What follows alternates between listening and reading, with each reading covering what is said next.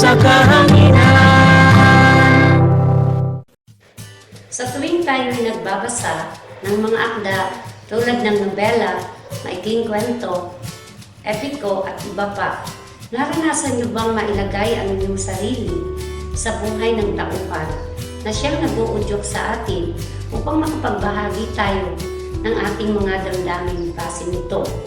Batid kong naranasan natin itong lahat. Kaya, samahan niyo ako sa ating panibagong aralin sa araw na ito.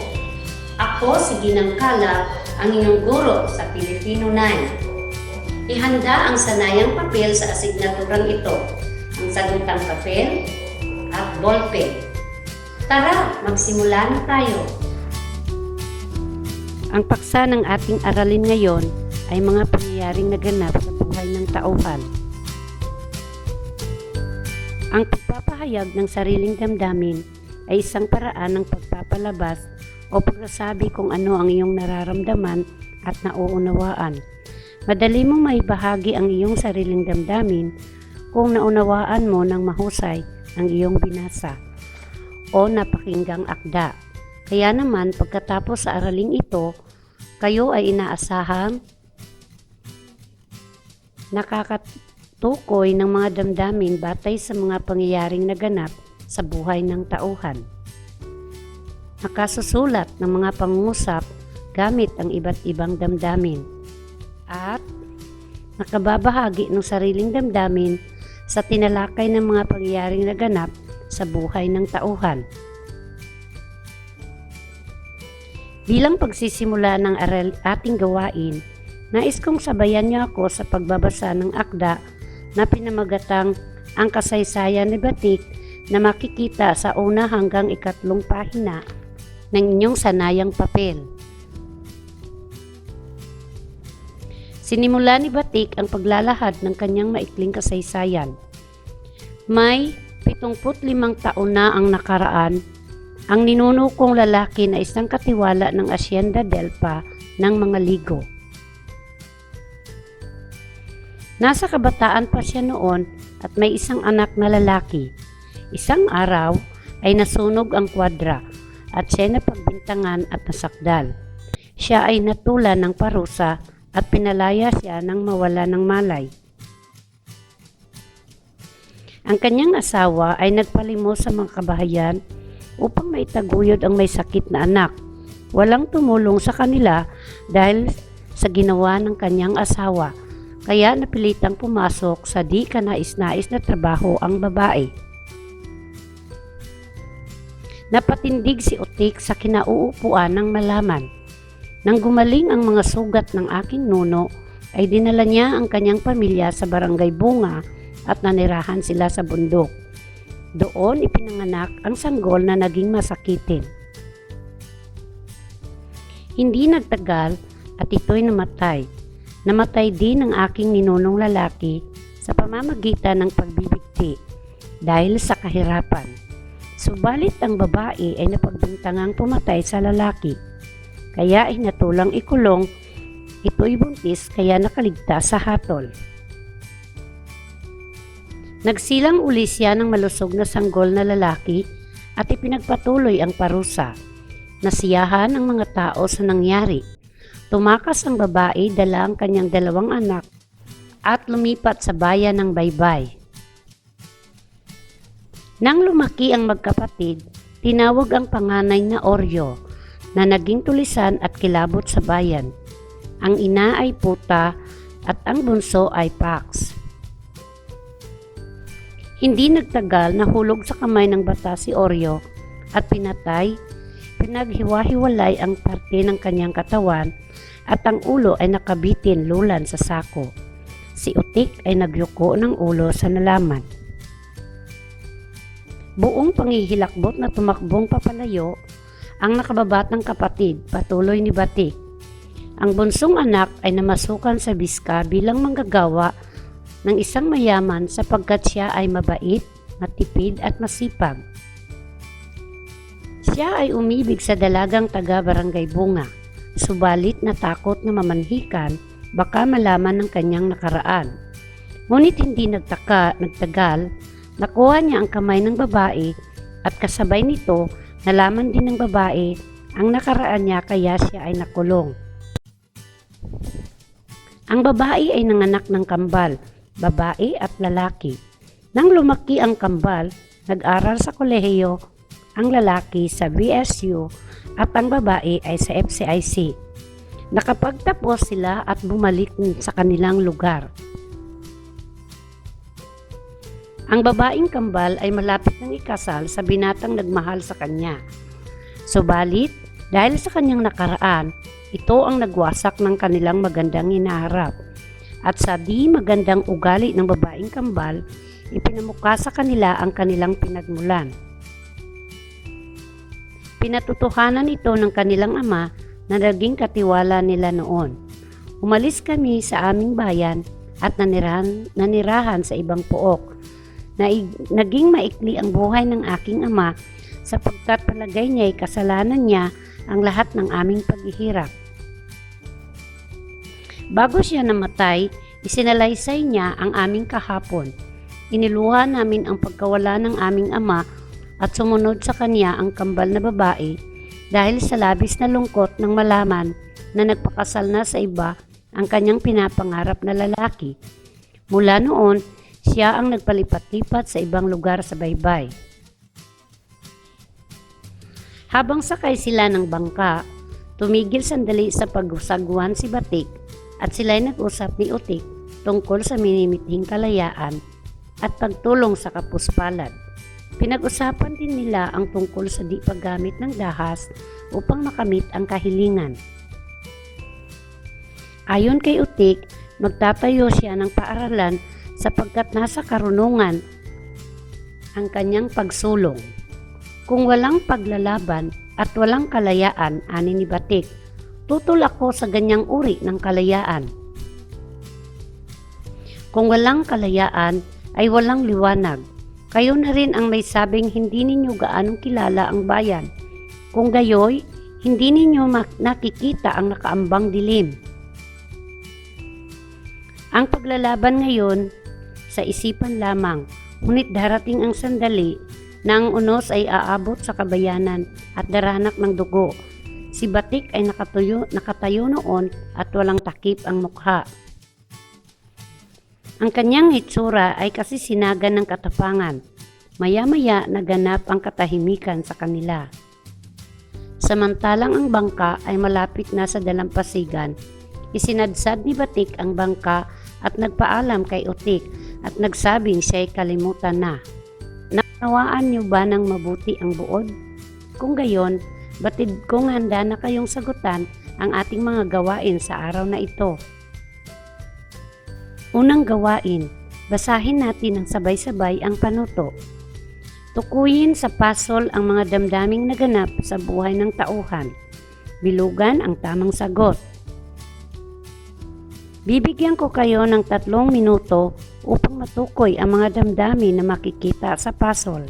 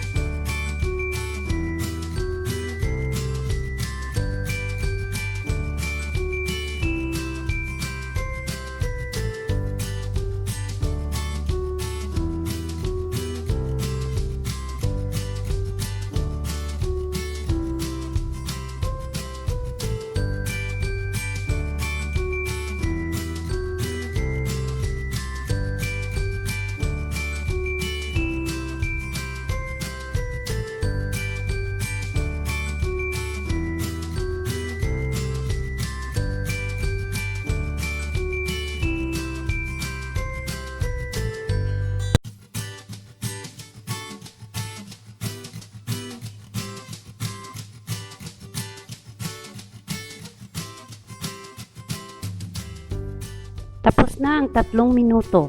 Nahanap niyo ba ang mga tamang salita?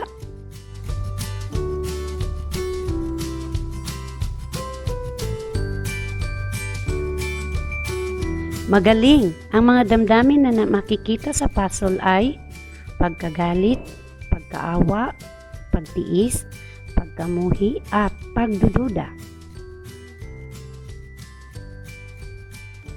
Ngayon ay dumako naman tayo sa ikalawang gawain. Basahin natin ang panuto. Sumulat ng pangungusap gamit ang iba't ibang damdamin na ipinakita sa akda.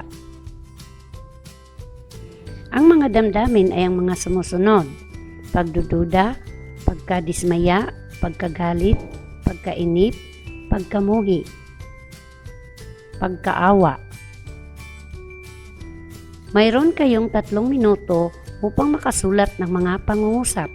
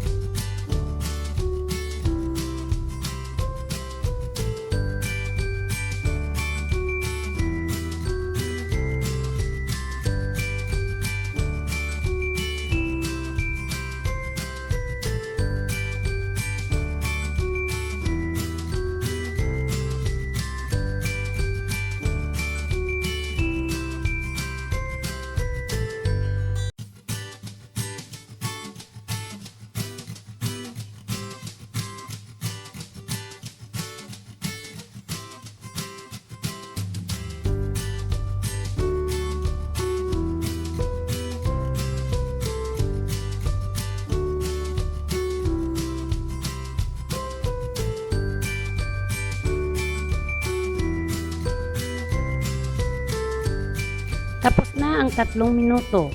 Nakasulat ba kayo ng mga pangungusap? Mahusay at nagawa ninyo ang ikalawang gawain. Dumako naman tayo sa ating ikatlong gawain. Sabayan nyo ako sa pagbasa ng panuto. Ibahagi ang iyong sariling damdamin batay sa pangyayaring naganap sa buhay ng tauhan na nasa kahon. Bibigyan ko kayo ng 3 minuto upang gawin ito. Ang inyong puntos ay ibabatay sa pamantayan sa pagmamarka.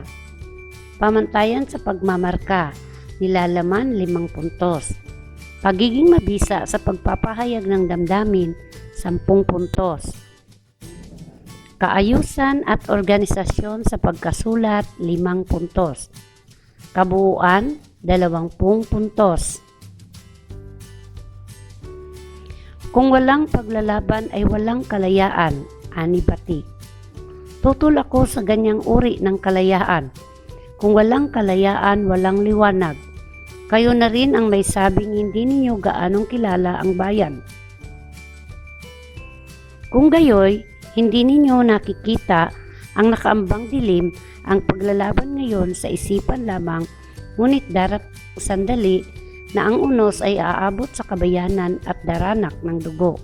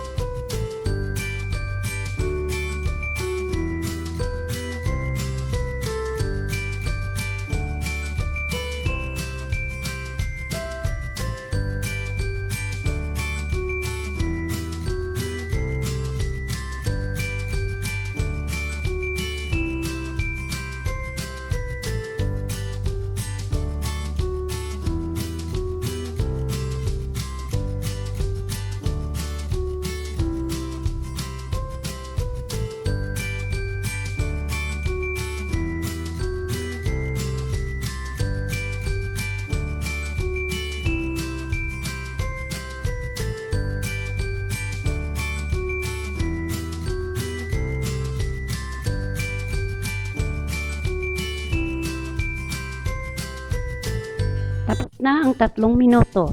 Natapos nyo ba ang gawain? Mahusay!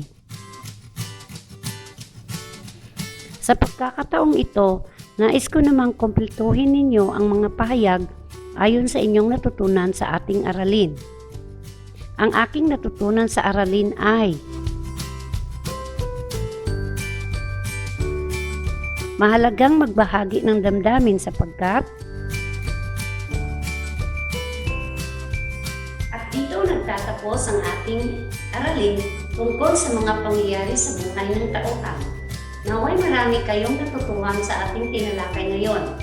Huwag kalimutang sagutan ang mga natitirang gawain sa sanayang papel. Ako muli ang inyong guro sa Filipino 9, nagsasabing magsumikap sa pag-aaral upang makamit ang pangarap. Hanggang sa muli, paalam!